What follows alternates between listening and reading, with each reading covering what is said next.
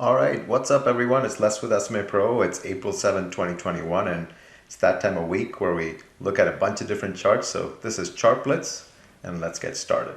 Now, a lot of you have reached out to me and said that we're in this crazy choppy period, and I have to agree with you. I don't think we've seen as much chop in as many months as 2020, and it feels like 2020 was almost like a gimme period. And we've been saying this from the beginning that we're going to have to work twice as hard to make maybe half as much as we did in 2020. Just look at the movement of the indexes over the last 1 month or 3 months, and there's just an incredible amount of chop. There's an incredible amount of fierce rotation amongst industries, and there's an amount of rotation amongst value and growth, and there's rotation amongst large cap, mid cap, and small cap. So it's almost like chasing the rotation is just not smart, especially in a market that is extremely choppy. The most we can do is be conscious about the stocks that we own, be diversified across industries, and to some degree let the market ebb and flow a little bit. This year, obviously, the biggest theme has been about rotation out of tech into value, inflation fears, and a big focus on valuations this year. Valuations will absolutely matter. You probably also heard from the Fed stating that they will, we just have to keep our eyes and ears open for any sort of signal that the Fed will raise rates.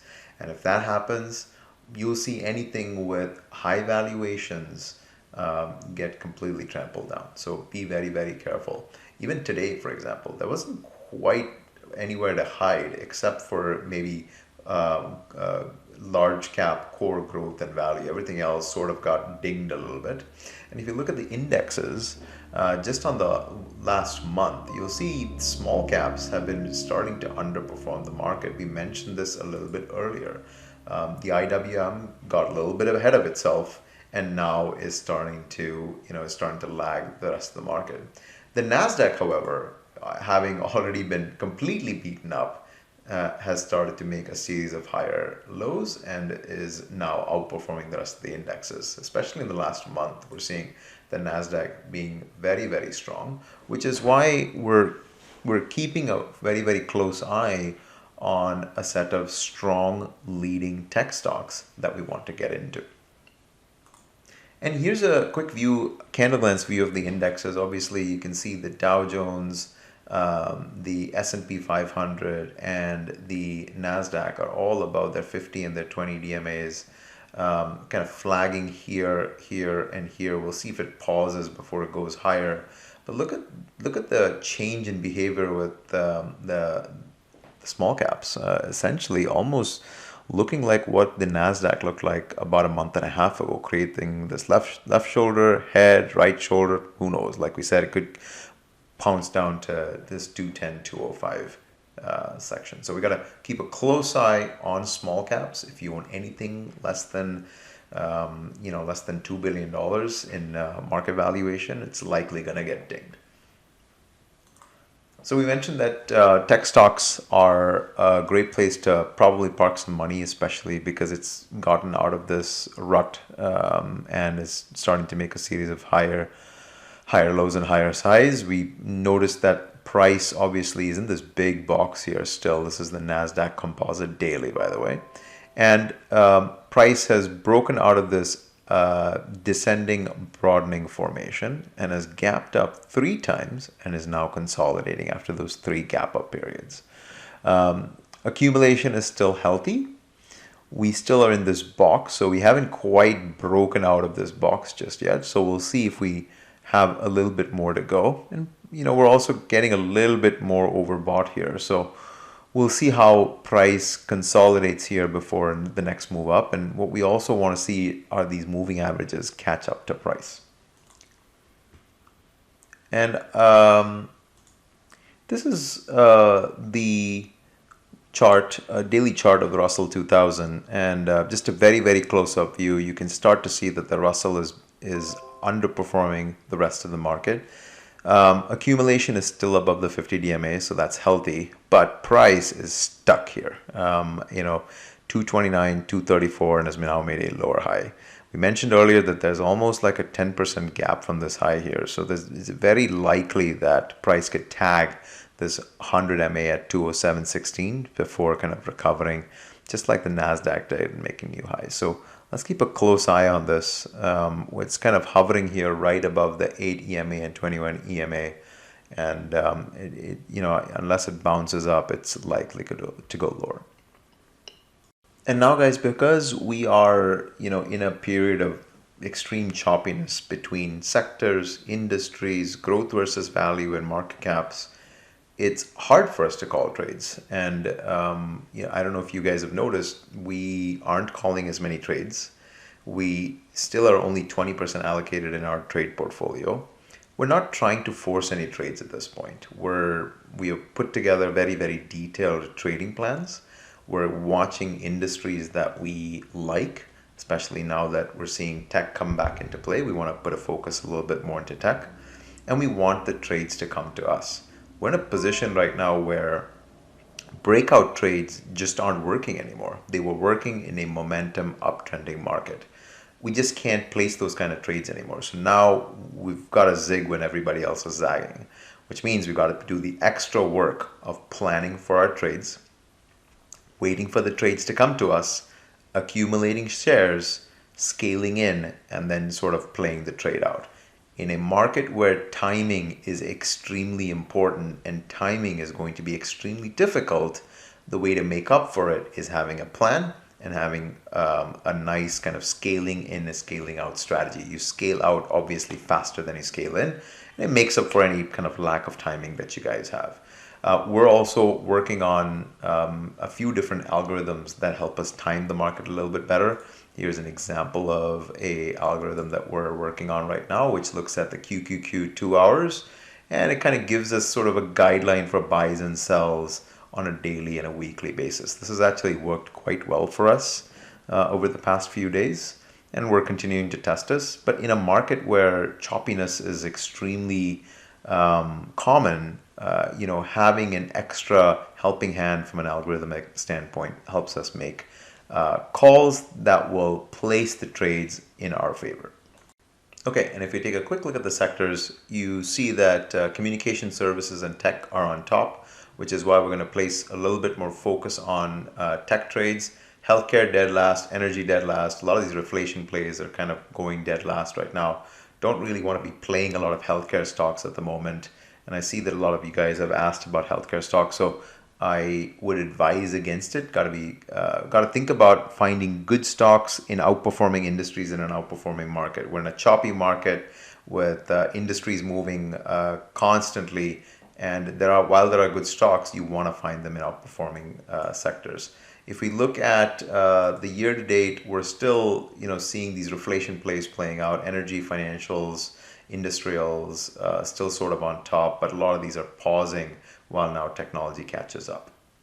Okay, now that we've covered the markets, let's get into a few different charts, and let me walk you through our thinking of where these charts are, what the setups are like, and where these charts are going, and what, if any, concerns that we have. Let's get into it. So I'm going to start with crypto, with Ethereum and Bitcoin. And we can see that Ethereum over time has broken out actually to this 2150 period, and is kind of resting right above this breakout point. And so we are looking to see if price stays over 2000. It's a little bit oversold, overbought here. So we'll see if price can hold on to this, or at least consolidate while stochastics and these oscillators turn back around. So we're still bullish on Ethereum for the long run, and hopefully it can hold above the 8 EMA as well as the 21 EMA, which it is doing right now. The same holds for Bitcoin. We saw Bitcoin stall here for a little bit. It went to 61K, went down to 50K, went up to 60K, went down to 55K. So you can kind of see that it's kind of wedging here on the 4-hour chart. At the same time, we're also seeing some good signs from an accumulation standpoint. Accumulation continuing to stay steady and going up while price consolidates here. So at some point we want to see Bitcoin kind of cross 58K, 59K, and then kind of go on its way to 62,000. This is going to be important because it has a huge implication for a lot of our crypto derivative stocks that we are buying and or want to buy, including RIOT, Marathon, SI, Silvergate, HotMF, Mara, MicroStrategy, you name it. These are all fantastic crypto derivative stocks to own, but in order for them to work, you want to make sure that price continues to make a series of new highs. So that brings us to RIOT. I wanted to spend a little bit of time on this because we did call this position a little while ago from our trading plan. As you can see, this is a daily chart. It's wedging over here, making a series of higher highs, higher lows, and lower highs. And we did not buy the breakout. Usually in an uptrending market, we would have bought the breakout. We did not. We held off. We wrote the plan, waited for it to break down. And then you can see now it's still sort of breaking down because Bitcoin hasn't quite cooperated yet. But we're still following our plan. It still hasn't broken underneath this wedge. It's right over the 50 DMA at 46.90. There's a good chance it'll kind of go to 45, overstretch, and kind of come back down here before resolving up to the upside. And if we look at the 2-hour chart, you can see that price is sort of basing here. This is the 200 DMA on the 2-hour chart, so it gives us some sort of a guidance on kind of where price is likely to fall and bounce. It's short-term oversold, so there's a good chance that it will shoot down and kind of reverse back up to that 55, 57 mark. So let's keep a close eye on it. I'm not quite panicking just yet. Let the trade plan play itself out. All right, next is Marathon Digital. This is, I would say, the leading miner right now as a proxy for Bitcoin. Has made a nice series of higher lows and higher highs. Has been nicely outperforming the market. Based here for a little bit between Feb and March before breaking out. This one was a nice one to buy the breakout. Kind of went back up. Now you can see it's retesting this breakout period. We're going to see if it holds right above this 44.53 line. Again, Bitcoin has to cooperate here, but we'll see how price responds to this specific level. If price can hold, then we want to be able to buy, but there's a good chance that this can go down to the 21 EMA right around 42.51 before going higher. This is a volatile stock. You can see it undercuts the 21 EMA quite a bit. The 51 DMA at 35.77 seems like much more better support, but we'll see where Bitcoin heads first before making any sort of speculative guesses about Marathon. Okay, I'm going to get into some of the stocks that you guys have requested, and I got to tell you guys, I was very, very surprised to see some of these names. Remember, one of the things that we always talk about is finding outperforming stocks in outperforming industries in an outperforming market. The market's choppy. The industries are moving around quite a bit. So when we talk about specific industries that are moving, you want to see which industries are outperforming and look for outperforming stocks there. A lot of the stocks that I'm looking at are either pre-revenue or in industries that are lagging the market, so they're most probably going to lag overall. So let's go into this a little bit and explain more about what I'm talking about. This is Fulgent Genetics. This is in the healthcare industry, which is underperforming as an industry. Remember that. And Fulgent is actually underperforming both the industry and the market. So this is not a good stock to be in right now. We originally thought it was going to be okay when it kind of broke out of this 115 period, but you can see over here, it's been making a series of lower highs. Lower high here, lower high here. It's now double bottomed at this 85 mark. If it can't hold the 82.44 mark, which is the 100-day moving average, this is likely to go lower. And the reason I say that is because I'm looking at accumulation. I'm not seeing any signs of buying activity or buying pressure either, which means there's not a whole lot of there's not a whole lot of interest or demand in the stock at the moment. The stock was doing well for a very, very short period of time, but that period is now over and you're seeing a series of lower highs. So would I want to be in the stock right now, given that the healthcare industry is not doing very well and this is underperforming the market? Probably not, especially if this undercuts that 100 DMA. Second is DMTK. Probably is a fantastic story, but guess what? This stock is in the healthcare index. The healthcare index is underperforming the market, and this stock is underperforming that index. So again, not good signs here. Stock is underperforming the index. Accumulation is making a series of lower highs and has not broken the 50 DMA, another bad signal. Price is making a series of lower highs and will likely hit 42.5, which is a triple bottom here. And we're at the 100 DMA, which is about 39 bucks. But again, not a very, very volatile stock. If you're holding this right now and the stock is in the healthcare industry, it's just not going to perform well. So I will be very, very careful with DermTech right now. You're likely to see 42.5 before this goes higher. All right, the next is NNOX imaging, and I'm going to go to the weekly chart first. Again, this is a pre-revenue company. Valuations are going to matter, and companies that have actual earnings are going to matter. You can't invest in a stock that has no revenue yet, and NNOX does not have any revenue yet. So this is trading all based on hopes. So you got to be extremely careful. Even though this got some fantastic news, guess what, guys? That news got sold off and accumulation just went into the gutter. We even tried to play it for a bounce on that great news, and we immediately saw, this is, by the way, this is a chart, this is a 1 minute chart. I zoomed in to that event that just happened recently, and you can see from that event, it has gone down almost 36% from 62 bucks all the way to 40 bucks. A bunch of very, very disappointed investors and traders right now. So if you want to trade the stock and you're a holder right now, you need to see this thing go over 41 and over 44 before having any kind of conviction to buy this. But my opinion is, be very careful buying stocks right now on hopes and dreams. You want to see revenue before getting into it.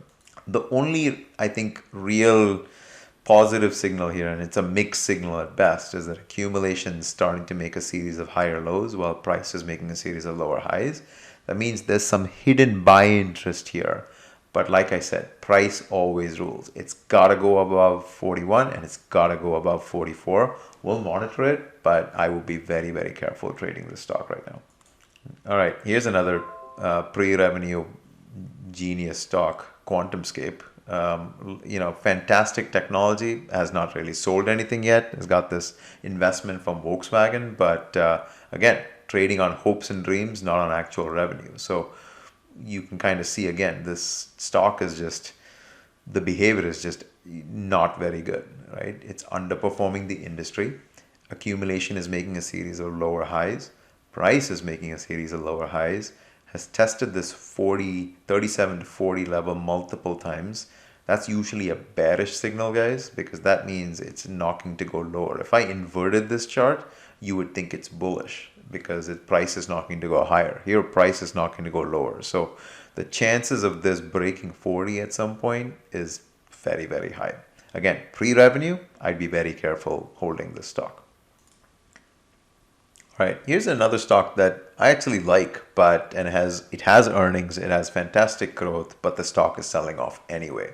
It's in the broadcasting entertainment index. It's underperforming the index today. It's underperforming the overall market.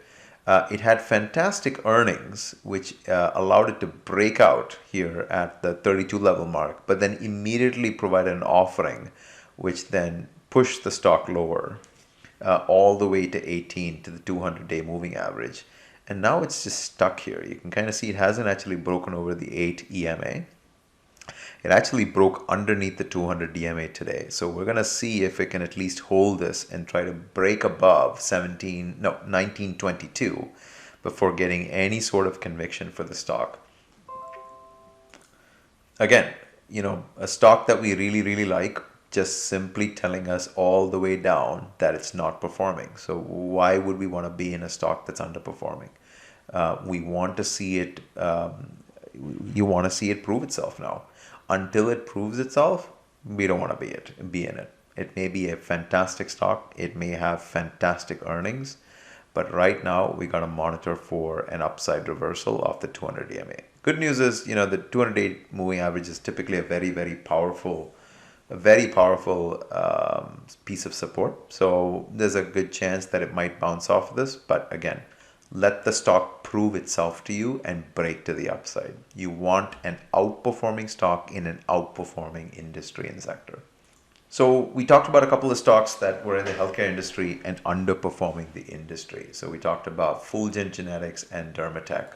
You can see the stocks going down here relative to the industry, and you can see Dermatech again going down relative to the industry. This is Organogenesis, which is also in the healthcare industry, but the stock is actually outperforming the industry. So this is the difference of the stocks that we mentioned. Underperforming sector, but outperforming stock. So at least we've got one of the factors in our favor. Now, who knows? The stock is going to base here between the sort of 18 to 22 period, but the stock is still outperforming the industry. The stock's making a series of higher highs and higher lows. The stock is over both the EMA, 8 EMA and 21 EMA. The chances of this being a good trade is definitely better than Fulgent, and it's definitely better than Dermatech. So we'll see how this plays out. We're long the stock and we're watching this closely. What we want to see is a break above 21.44 and a break above 22. Okay, I got a last minute entry from a member. This is Kanan. Kanan's interesting because it's a part crypto play, part semiconductor play. It's almost like the pickaxe shovel for semiconductors, and it's extremely volatile, guys.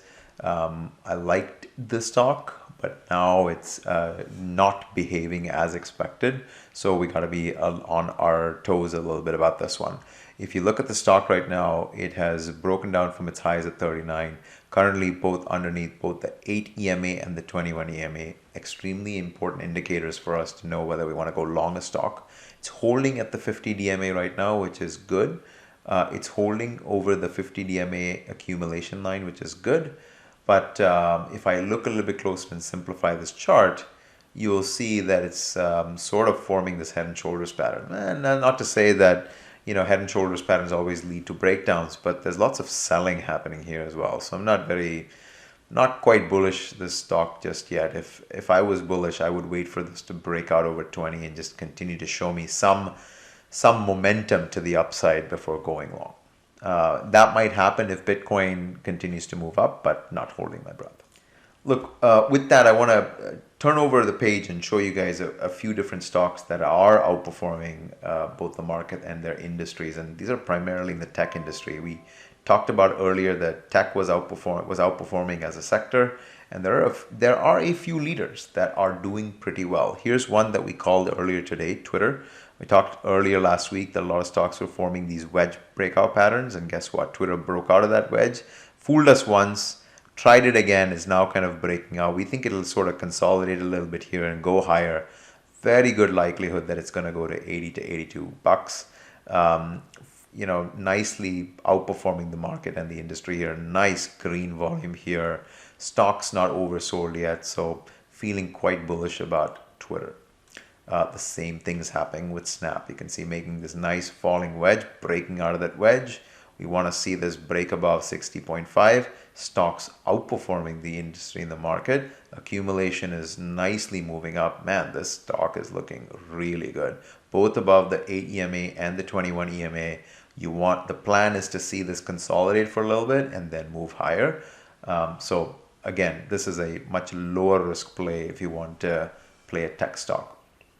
A few different mega caps are doing really well as well. Apple, Google, Microsoft, you name it. Google's been outperforming actually as a mega cap, making a nice base here between November and December, and then kind of breaking out, and then making a nice base between Feb and March, and then breaking out.